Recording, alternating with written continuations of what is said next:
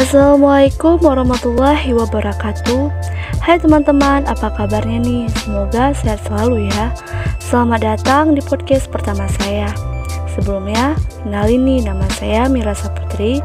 Saya merupakan mahasiswi IAIN Hasa Prodi Perbankan Syariah semester 8. Saat ini saya sedang menjalankan tugas kuliah pengabdian masyarakat.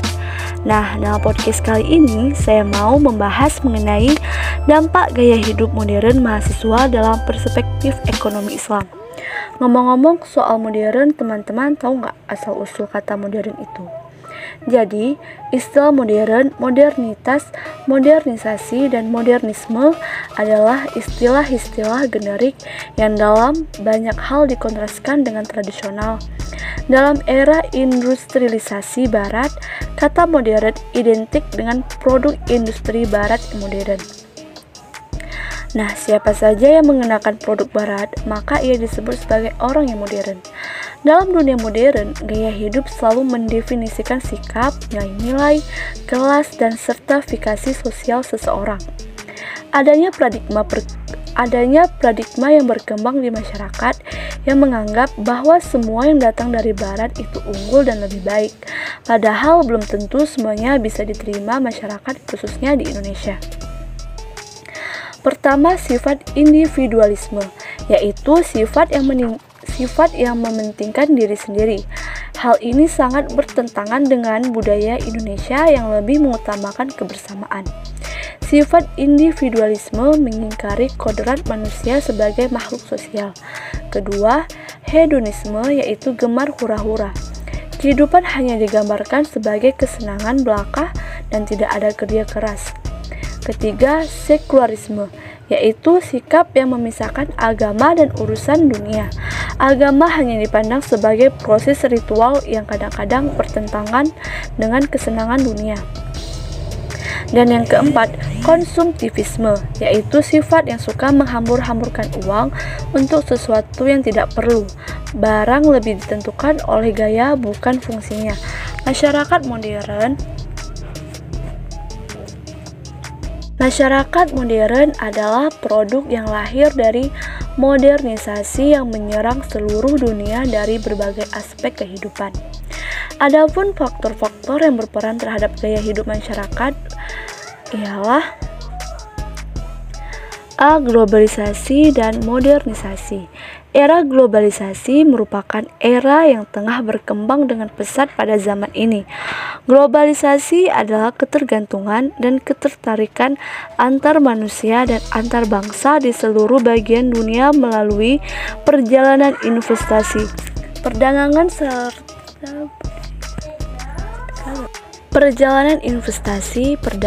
serta budaya populer yang menjadikan batas negara semakin sempit.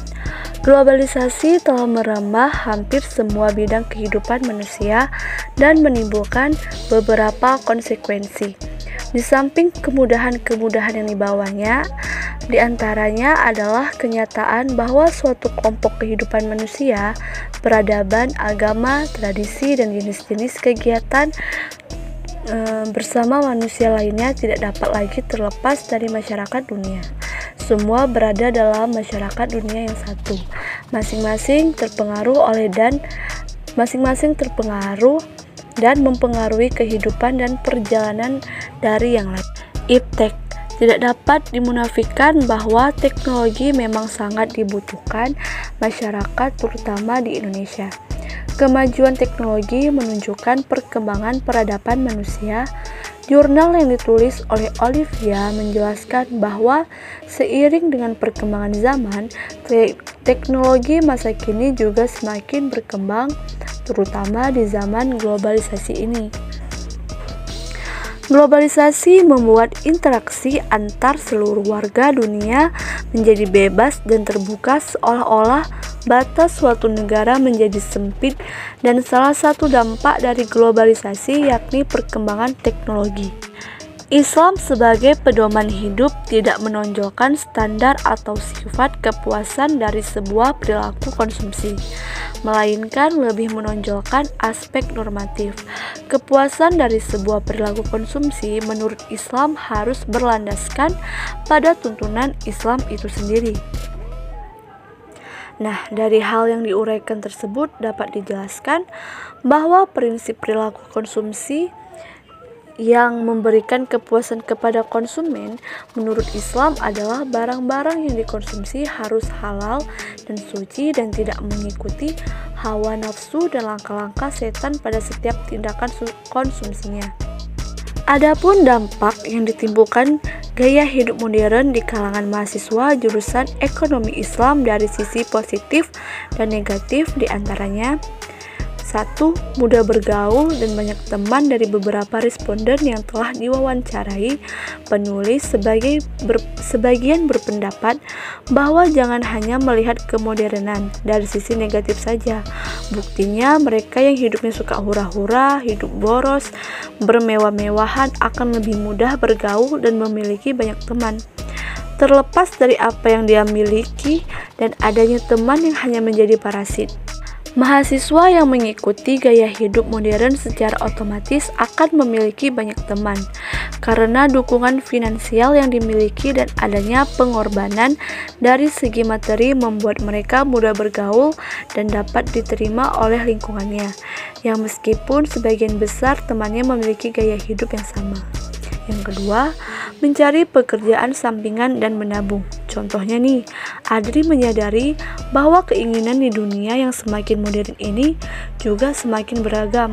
Terkadang uang pemberian dari orang tua tidak cukup untuk memenuhinya. Jadi, salah satu langkah yang ditempuh adalah mencari pekerjaan sampingan.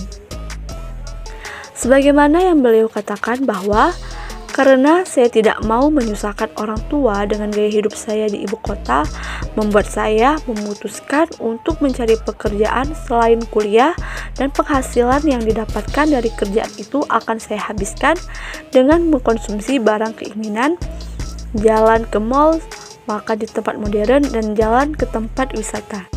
Beberapa perilaku gaya hidup boros yang dilakukan mahasiswa ekonomi Islam yaitu hobi jalan ke mall meskipun tidak ada keperluan sama sekali, sering makan di tempat modern yang terkesan mewah dan berkelas, membeli barang-barang mahal hanya sebagai simbol.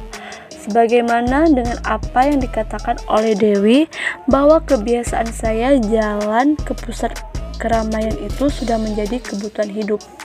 Meskipun pada dasarnya tidak memiliki tujuan yang jelas, namun biasanya ketika sampai di lokasi tiba-tiba banyak keinginan yang muncul yang sayang untuk dipenuhi.